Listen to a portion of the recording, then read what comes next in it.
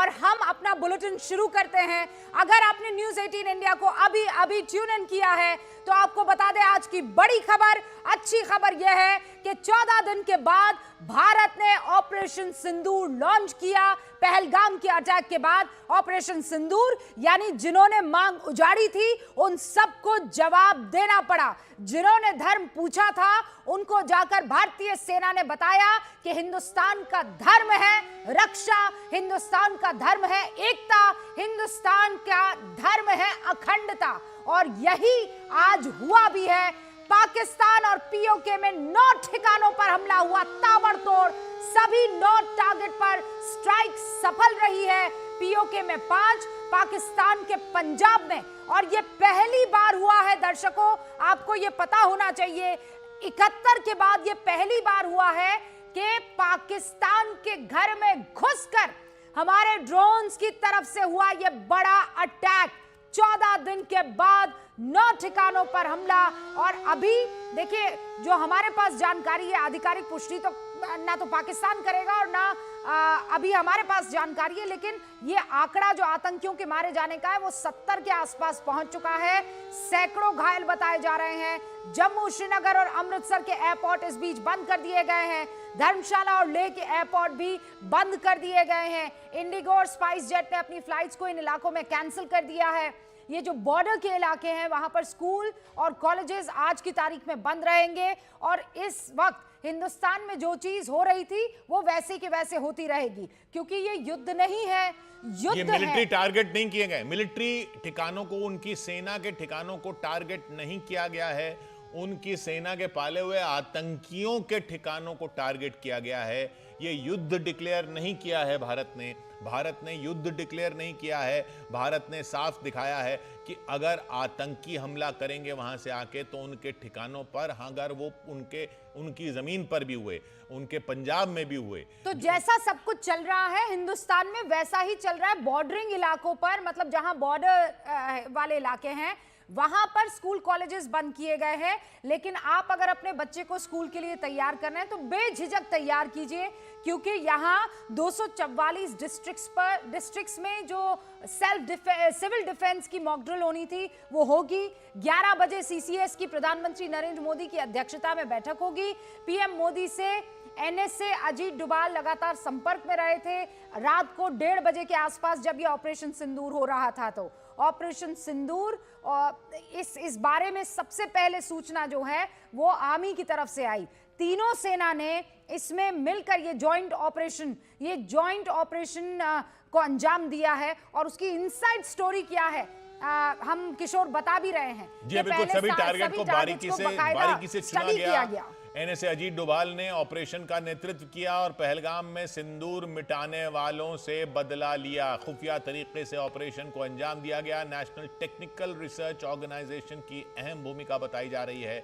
बाकी अभी press conference होगी 10 बजे, उससे साफ हो जाएगा और डिटेल्स क्लियर हो जाएंगी। और पाकिस्तान के क्या 100 किलोमीटर अंदर घुसकर ये अटैक हुआ है, लेकिन सिर्फ आतंकी ठिकानों पर, फिर कह रहे हैं हम लोग, सिर्फ आतंकी ठिकानों पर उनको चुन के हमला किया गया है, प्रिसीजन टारगेट किया गया है। और ये खबर आ रही है कि एलएमएस से, लॉइटरिंग म्यूनिशन सिस्टम से टारगेट किया गया है, जो बिल्कुल एग्जैक्ट लोकेशन पे जाके एक तरह से ड्रोन की तरह फट जाते हैं। ये खबरें आ रही हैं। तो ये कोई आम मिलिट्री एक्शन नहीं है, ये एक राजनीतिक, सैन्य और इंटेलिजेंस मिशन है जिसका संचालन राष्ट्रीय सुरक्षा सलाहकार अजीत डोभाल ने खुद किया। पहलगाम हमले के बाद जब देश गुस्से में था तब एनएसए डोभाल ने बदले की योजना बनानी शुरू की, ऐसी खबरें आ रही हैं।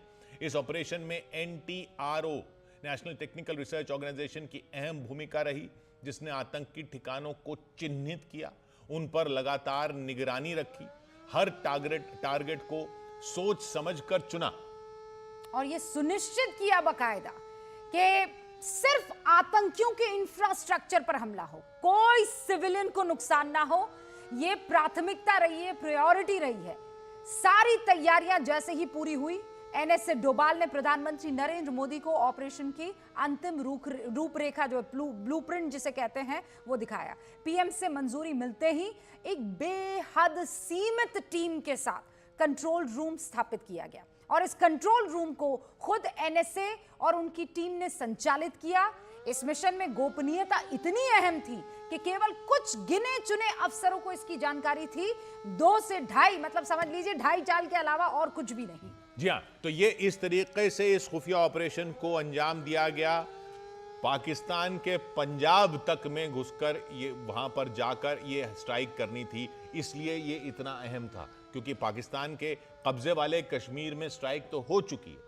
पाकिस्तान के कब्जे वाले कश्मीर में स्ट्राइक करने की स्ट्राइक होने की शायद वो आशंका भी थी, उसको पाकिस्तान को थी, उसको उम्मीद थी कि ऐसा हो सकता है। नहीं पता था कि पाकिस्तान के बीचों बीच लाहौर से 40 किलोमीटर दूर वहां बहावलपुर में उनके पंजाब में जाके हमला हो जाएगा। वहां जाकर जो है पंजाब प्रांत में और बिल्कुल मरियम नवाज शरीफ जो है वो ये लिख रही है कि पंजाब जो इलाका है वो गाजियों का हुआ है, वो शहीदों को हुआ है और हम इसे जाया नहीं जाने देंगे। आतंकियों का हुआ है ना, आतंकियों का हुआ है प्रभु, वो आतंकियों का हुआ है और इसीलिए निशाना। अमित पांडे, कोमल सिंह और नीरज हमारे साथ लगातार बने हुए हैं। अमित कुपवाड़ा पहुंच चुके हैं। अमित, आपको वहां से किस तरीके की जानकारी भी मिल रही है और क्या कुछ आप देख और महसूस कर पा रहे हैं? देखिए, इस वक्त हम कुपवाड़ा से त्रिग्राम इलाके में जा रहे हैं और वहां पर ये सूचना मिली है कि कुछ पाकिस्तानी सेना की ओर से फायरिंग हुई है, शेल्स गिरे हैं, कुछ नुकसान पहुंचा है। तो हम वहां पर पहुंच रहे हैं और कुल मिलाकर जैसे ही भारत की ओर से यह स्ट्राइक हुई है उसके बाद जो पाकिस्तान की ओर जो शेलिंग थी, वैसे तो पिछले 10 दिन से वो लगातार वो शेलिंग कर रहा था जम्मू और कुपवाड़ा के नॉर्थ कश्मीर के रीजन में, लेकिन आज बहुत ज़्यादा उसकी जो फायरिंग है और हमें भी रह रहकर हमें यहाँ पर धमाके की आवाज़ हमें सुनाई दी है। हम लाइन ऑफ कंट्रोल से हम पास हैं, वहाँ पर हमारी एंट्री नहीं है, लेकिन यहाँ पर हम साफ तौर पर हम सुन सकते हैं, कुछ आवाज़ें हमने सुनी है।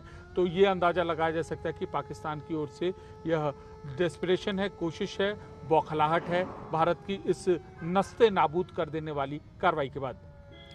अच्छा, अब आपको ये बता दें हम कि ये जो ऑपरेशन की इनसाइड स्टोरी है ये तो लगातार हम बता रहे हैं, लेकिन फिर भी हम इंतजार कर रहे हैं 10 बजे विदेश मंत्रालय की उस प्रेस कॉन्फ्रेंस का जहां पर ऑपरेशन सिंदूर के बारे में बहुत डिटेल में हमें जानकारी दी जाएगी। लेकिन इस स्ट्राइक से पाकिस्तान कांप गया है और पाकिस्तान ये मान चुका है कि हाँ, भारत ने घुसकर यहाँ पाकिस्तान में स्ट्राइक की है।